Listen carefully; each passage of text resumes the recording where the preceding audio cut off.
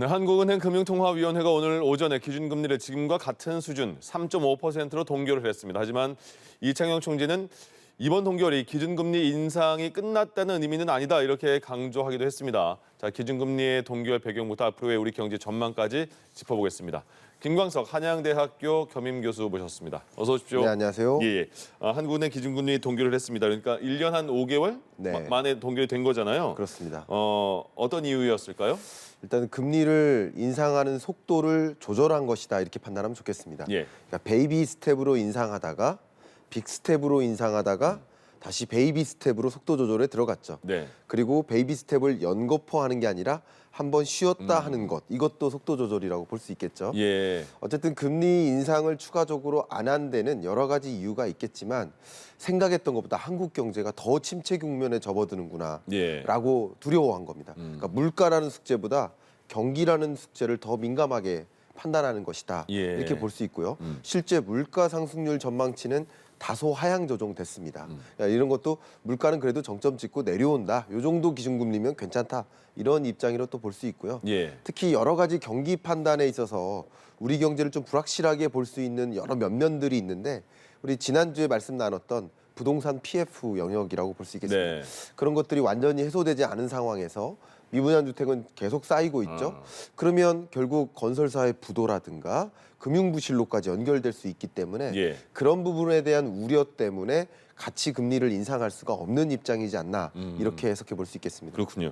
그러니까 걱정은 많은 상황에서 동결을 한 거잖아요. 네. 그래서 오늘 이창용 총재 그 모두 발언을 보니까 네. 마지막에 이런 당부의 말인 것 같은데 이렇게 말하더라고요. 네. 이번 금리 동결이 인상 기조가 끝났다는 의미로 받아들이지 않았으면 좋겠다 이렇게 당부의 말을 마지막에 붙였거든요. 네. 이건 어떤 의미로 해석해야 될까요? 이제 나름의 가이던스를 제시한 것 같아요. 첫 번째는 금리 인상 멈췄다 이제 여기가 정점이다라고 내비치다 보면 시장에서는 오해해요. 이제 금리 더 올라갈 일 없겠구나. 예. 그럼 소비해도 되겠구나. 대출 껴서 부동산 사도 되겠구나. 뭐 이러면서 물가가 다시 안 잡히고 올라갈 수 있어요. 소위 말하는 기대 인플레이션율을 다시 자극시킬 수 있어요. 예. 그래서 추가적인 금리 인상이 남아 있다라는 표현을 한 것이라고 볼 수 있지 않을까 생각이 되고요. 지금 동결했으니 우리 금리 인상 없다라고 만약에 단정 짓는다면 네. 미국은 계속 금리 인상하니까 미국과 한국과의 금리 격차는 더 벌어질 테니까 예. 그러면 지금보다도 지금 달러가 문제인데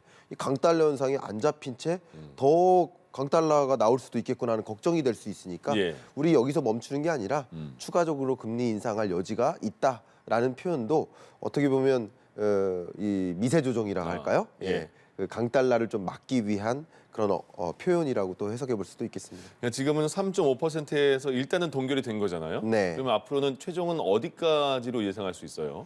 뭐 우리나라 입장에서 물론 그때그때 데이터에 따라 다르겠습니다만 역시 지금 2월 달을 살고 있는데 2월 달 물가 상승률은 3월 초에 발표되죠. 네. 그럼 2월 물가, 3월 물가 이런 지표를 보면서 정말 물가는 확실히 잡히는구나라고 생각하면 추가적인 금리 인상은 안 할 수도 있는 거예요. 예. 근데 물가는 안 잡히고 계속 5.0에서 5.2로 오히려 반등했거든요. 우리나라 물가가. 네. 근데 5.2%에서 예를 들어서 5.2%를 유지하거나 뭐 5.3% 이런 식으로 계속 안 잡힌 채 유지된다. 그러면은 금리 인상의 필요성이 더 예. 생긴 겁니다. 이게 첫 번째라고 볼 수 있겠고요. 네. 또 강달러 기조가 정말 거침없이 계속 나타난다. 만약에 1,400원까지 다시 올라간다. 그러면 결국 미국 금리와의 격차를 이렇게 벌려나가면서 결과적으로 강달러 현상이 나온 것이라고 볼 수 있기 때문에 예. 추가적인 금리 인상이 필요한 거죠. 좁히려고. 그렇죠. 이런 예. 데이터를 보면서 판단하겠지만 현재의 전망에서는 어쨌든 한국의 기준금리 인상은 0.25%포인트 한 번, 베이비 네. 스텝 한 번, 혹은 많으면 2번 정도 이렇게 예상을 하고 있는 것이 정론입니다. 그렇군요. 연준의 금리 인상 여부도 한번 확인해 보죠. 이번 달 초에 연방공개시장위원회 FOMC 의사록이 발표가 됐습니다. 네. 초에 열렸던 게 그렇죠. 여기에 많이 주목을 하잖아요. 그 예. 흐름을 볼 수 있으니까. 네네. 회의 내용을 쫙 봤을 때는 어떻게 그럼 분석하셨어요? 네, 역시 회의록에서도 예. 제가 오늘 새벽 3시 50분에 일어나가지고 네네. 회의록 4시에 딱 바로 받아들고 예. 분석하고 딱 그 시간에 나오나 보군요. 예, 그때 발표가. 나와요. 4시에 딱 홈페이지에 업로드가 됩니다. 예. 저도 이제 제 채널을 갖고 있어서 그걸 가지고 이제 설명을 즉시 분석을 해드리는데 예. 정말 많은 분들이 관심이 있으시더라고요. 어쨌든 회의록을 보면 FOMC 회의에 참석한 참석자들이 미국 경제를 지금 어떻게 판단하고 있나, 그럼 물가는 어떻게 판단하고 있나, 그럼 금리는 얼만큼 인상해야 되나라는 그 기조를 읽어나갈 수 있어요. 예. 결과적으로 지금 23년 상반기 경제를 디스인플레이션으로 정의하고 있는 겁니다. 네. 다른 말로 물가 상승률이 아직 안 잡힌 건 사실이에요. 여전히 고물가입니다. 그러나 다소 잡히고 있는 건 사실이다. 물가 상승률이 정점 찍고 떨어지는 건 사실이지만 예. 아직 안 잡혔다. 이걸 디스인플레이션이라고 표현해 볼 수 있겠는데요. 예. 그런 상황이기 때문에 추가적으로 금리 인상이 필요하다. 그래서 향후 많게는 빅스텝을 해야 될 수도 있다. 이런 식으로 입장을 정리한 거라고 볼 수 있겠습니다. 예. 그러니까 물가 안 잡혔고 금리 인상 계속 유지해야 된다라는 이 표현이 이게 가장 중요한 메시지고요. 예. 시장에서는 기대를 했었단 말이죠. 금리 인상 없겠다. 아. 이제 금리 인하 곧 시작되겠다. 네. 물가 다 잡힌 거다. 이렇게 기대했다가 또 FOMC 회의록을 보고서 아니구나. 파월의 마음은, 연준 위원들의 마음은 전혀 그게 아니구나. 2%라는 목표 물가를 이룰 때까지 계속 금리 인상하겠다라는 표현을, 메시지를 여러 장에서 걸쳐서 표현을 해놨어요. 예. 그걸 보면서 또 시장은 실망하고 또 주가나 이런 자본시장은 돈의 유출이 있는 것이죠. 예. 그런 것들이 야기되는 그런 국면이라고 해석해 볼 수 있겠습니다. 그러면 이제 미국이 그러면 금리를 올린다면 우리는 네. 동결을 하는 상황인데 네. 얼마만큼 올릴지는 모르겠습니다만은 네, 그럼 어쨌든 우리와의 금리 차이는 조금씩 더 벌어진다는 거잖아요. 벌어집니다. 그러면 우리 경제에는 어떤 그 안 좋은 우려가 나올까요? 네, 지금의 한국과 미국 간의 기준금리 격차, 예. 이것은 이미 예견했던 거죠. 이미 우리는, 왜냐하면요, 주식시장이나 외환시장 같은 경우는 이 선행지표예요. 네, 미리 심리지표예요. 반영이 되니까. 미리 반영되니까. 예. 그러니까 지금의 격차 수준은 이미 반영됐기 때문에 이 격차가 벌어져 있다고 해서 추가적으로 외국인 자금 유출이 일어날 일이 없어요. 네. 그런데 앞으로 지금의 생각했던 것보다 더 격차가 벌어질 것이다 라고 판단하면 판단할수록 아무래도 강달러 현상이 나올 것이고 외국인 투자자 입장에서 굳이 이런 장에서 한국에 투자를 해야 되나, 자금 유출이 추가적으로 일어날 수 있는 거죠. 예. 그러면 세계 경제적으로 봤을 때 뭐 주가가 흔들리는 국면이라고 볼 수 있는데 한국 주가는 상대적으로 더 악화될 수 있는 거죠. 이런 여건이라고 저는 해석을 하고 있습니다. 예. 그러면 그 변수가 또 있을까요? 그 미국의 금리가 뭐 0.25% 올라갈지 0.5% 네. 모르겠습니다만은 네. 우리와 금리 차이가 이렇게 좀 나는데 네.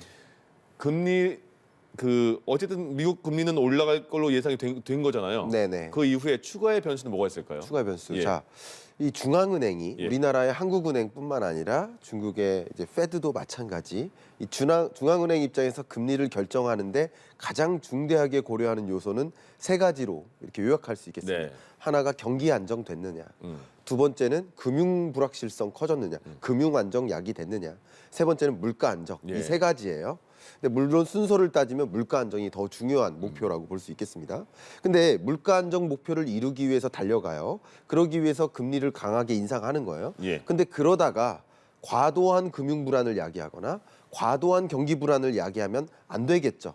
그래서 과도한 경기 불안을 야기하지 않는 범위 내에서 금리 인상을 단행할 것인데, 지금 미국 경제를 보면 생각했던 것보다, 그리고 종전에 생각했던 것보다 마일드한 경기 침체예요. 예. 경기 침체 국면인 건 맞지만 강한 경기 침체라기보다는 마일드해요. 금융 불확실성도 22년 10월 11월에 고조됐다가 23년 상반기 돼서 좀 완화됐어요. 그런 과정이기 때문에 금융 불안이라든가 경기 불안 문제, 이 숙제는 해결된 거예요. 예. 그러니까 오로지 물가라는 지표만을 이루기 위해서, 그 목표를 이루기 위해서 달려가면 되는데, 네. 지금 물가 목표에 이루지 못할 경우, 이게 가장 중요한 변수라고 볼 수 있겠죠. 국제 유가가 급등한다든가 여러 가지 다른 요인으로, 특히 중국의 리오프닝으로 인해서 원자재 가격이 다시 급등해요. 예. 그럼 그런 것들이 반영된 이 소비자 물가는 다시 또 꺾이지 않고 올라갈 수 있거든요. 결국은 경기 안정, 금융 안정은 다소 잡은 상태이기 때문에 예. 물가 안정을 위해서만 노력할 상황이기 때문에 이 물가를 다시 상승시킬 이런 요인들, 국제 유가나 원자재 가격 상승, 이런 요인들이 가장 중요한 고려해야 될 변수라고 생각할 수 있겠습니다. 교수님 말씀 중에 그러니까 경제 기사 많이 보면 리오프닝 중국에 대해서 많이 나오거든요. 맞아요. 그 간단하게 설명 좀 해주세요. 그러니까 중국이요. 예. 이게 재밌는 표현인데요. 엑시트 웨이브라는 표현이 등장했어요. 이게 뭐냐면 중국이 코로나19 방역을 위해서 22년 안에 셧다운하지 않았습니까? 세계의 공장이 멈춰선 거예요. 네. 그러니까 결국 원자재 수요도 줄어든 거예요. 그러면서 원자재 가격이 잡히었던 겁니다. 예. 근데 다시 중국의 공장이 가동되기 시작해요. 코로나19로부터 리오픈하는 거예요. 예. 이제 다시 벗어나는 거예요. 그런 과정에서 공장이 다시 재가동되고 네. 그러면 재가동되고 중국 경기가 회복되는 과정, 그런 과정에서는 다양한 원자재를 다시 수요를 촉진시키지 않겠습니까? 예. 웬만한 원자재가 세계 수요의 50% 이상을 차지합니다. 아. 웬만한 원자재가. 네네. 예. 그러니까 중국의 리오프닝과 함께 원자재 가격이 다시 상승할 여지가 있고요. 예. 그런 것들이 다시 원자재 가격을 상승시키고 그게 곧 소비자 물가를 못 잡게 만드는 요인이 될 수 있다는 거죠. 그러니까 그런 것들이 가장 중요한 변수고 예. 그런 변수까지 없는 한 소비자 물가가 순순이라고 표현해 볼게요. 소비자 물가 상승률이 9.1에서 나름 순순히 잡혀 나간다면 예. 금리 인상을 강하게 하진 않을 겁니다. 아. 그러나 안 잡혀요, 잘. 그러면 어쨌든 물가를 잡기 위해서 강한 금리 인상을 단행할 수밖에 없는 입장이라고 해석해 볼 수 있겠습니다. 아, 중국이라는 큰 공장이 다시 움직이기 시작하니까 많은 게 바뀌는군요. 그럼요. 예. 지금 조금 전에 말씀해 주셨는데 네. 강달러 우려가 굉장히 크다 이렇게 말씀하셨잖아요. 네. 근데 그게 그러면 그 지금 흔히 말하는 환율 리스크 이런 예. 것도 다시 재발의 우려도 우리가 갖고 있어야 되겠네요. 사실 말이죠. 예. 지난주까지만 해도 많은 전문가들이 동결의 무게를 실었었습니다. 네네네. 오늘 있을 한국은행 금통위에서 동결할 거야. 근데 이번 주 들어와서 이 원달러 환율이 1,300원을 넘어서면서 이 환율은 굉장한 리스크가 될 수 있고 환율이 안 잡히면 소비자 물가를 다시 자극해요. 예. 왜냐하면 우리나라 입장에서 원자재를 사오잖아요. 우리나라가 세계 그 곡물 수입국 7위국이에요. 곡물을 엄청나게 수입해요. 네. 근데 곡물을 수입하는 이유는 우리나라의 그 축산업이 그런 환경이에요. 뭐 예를 들어 호주라든가 몽골이나 뉴질랜드 같은 경우는 방목식으로 예, 예. 키우는데 우리는 사료를 주고 키우잖아요. 네. 곡물 수입이 많아요. 근데 곡물 수입 가격도 지금 올라가고 있지만 원달러 환율이 치솟으니까 당연히 더 많은 돈을 주고 사료를 사와야 되지 않겠습니까? 예. 그러니까 이런 것은 또 다른 물가 상승 압력이 되는 거예요.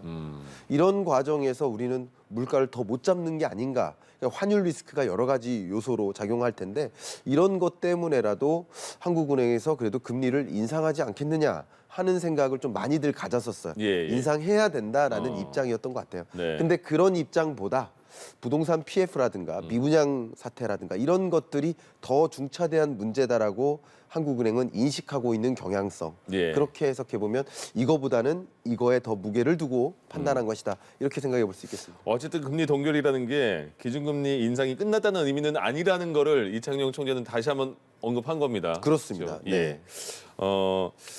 지금 이제 전국경제인연합회 국내 최대 민간 경제인 단체라는 이름을 갖고 있습니다. 전경련. 네. 12년 만에 수장이 바뀝니다. 허창수 GS그룹 회장이 이제 물러나는 거잖아요. 네, 그렇습니다. 그리고 새 수장 맞을 준비에 나섰는데 네.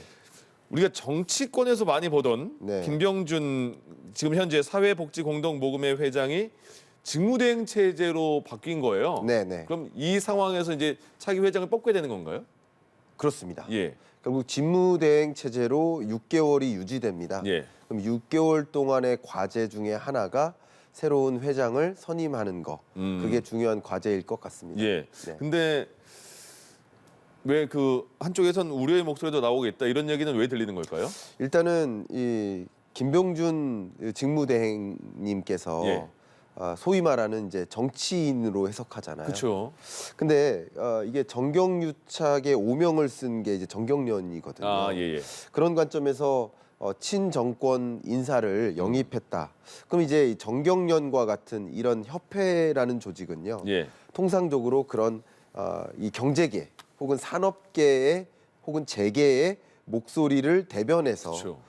정부에 전달을 하는 거예요. 예. 우리 이런 규제 완화가 필요합니다. 이런 친기업 경영 환경을 마련해 줘야 됩니다. 라는 목소리를 전달하는 역할을 하는 게 이런 협회의 성격입니다. 네. 근데 오히려 이런 친정권 인사를 이 직무대행으로 선임하게 되면 자연스럽게 재계의 목소리를 전달하기보다는 그런 정부의 어떤 목소리를 아. 가지고 재계를 움직일 수 있지 않느냐 하는 그런 우려를 하고 있는 거예요. 왜냐하면 예. 정경련이 기존에 뭐 정권의 힘을 앞세워서 좀 경제계 어떤 압박을 하는 게 아니냐는 걱정도 하는 이유가 정경유착의 오명을 이미 갖고 있는 그런 상처가 있기 때문에 예. 조금 더 그런 부분에 대한 우려를 하고 있는 것이다 이렇게 해석해 볼 수 있겠습니다. 그렇군요. 그러니까 김병준 사회복지공동모금회 회장, 그러니까 직무대행이요. 네. 노무현 정부에서 청와대 정책실장을 했고, 네. 그다음에 지난 2018년에는 자유한국당 비상대책위원장, 그리고 맞습니다. 최근에 윤석열 정부 출범 직전에는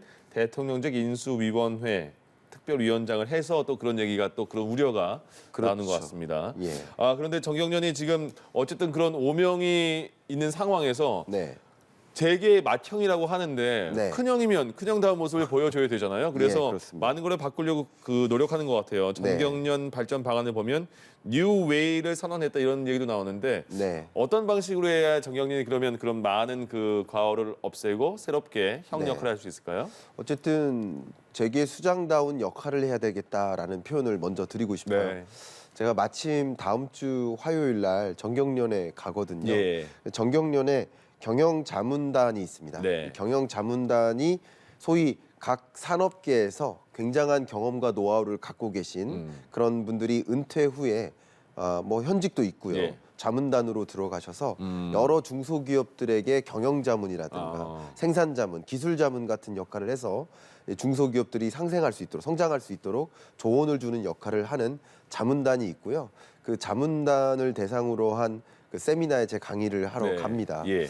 그런 것들도 보면은 결국 이 자문단이 다양한 역할을 해줄 걸 기대하겠죠. 중소기업에게. 왜냐하면 중소기업들은 오늘 내일을 먹고 살기 힘들기 때문에 그렇죠. 먼 미래를 그리기 어려워요. 예. 그리고 경영 노하우나 이런 것들이 부족한 부분들이 있습니다. 그런 부분들에 대해서 노하우를 전수해주는 역할도 필요하겠고요. 예. 대중소기업의 상생을 추진하는 것도 뉴웨이로서 굉장히 중요한 과제라고 생각이 되고요. 예. 또 국민소통 프로젝트를 추진하는데요. 이번 4월 중에 한국판 버핏과의 점심 식사. 아유. 그러니까 한국판 버핏이니까 국내 어떤 대기업의 수장들과 점심 식사를 할 수 있는 어떤 자리를 마련하는 그런 행사 같은 것들도 해서 얼마일까요? 아마도 이제 상생의 의미에서 하는 예. 것이기 때문에 돈을 내기보다는 그런 행사를 통해서 상생의 묘미를 가져가는 그런 어떤 하나의 패러다임 변화를 좀 추구하는 모습이지 않을까 생각하고요. 예. 그 밖에도 삼성그룹, SK그룹, 또 현대차그룹, LG그룹 이런 4대 수장격의 그룹도 정경련에 다시 복귀를 추진하는 것도 예. 뉴웨이로서 해야 될 일이라고 볼 수 있습니다. 이런 일들을 알겠습니다. 해 나갈 것으로 저는 생각하고 있습니다. 알겠습니다. 한국판 버핏은 누가 될지 그것도 궁금하네요. 김광석 한양대학교 겸임교수와 함께했습니다. 고맙습니다. 감사합니다. 예.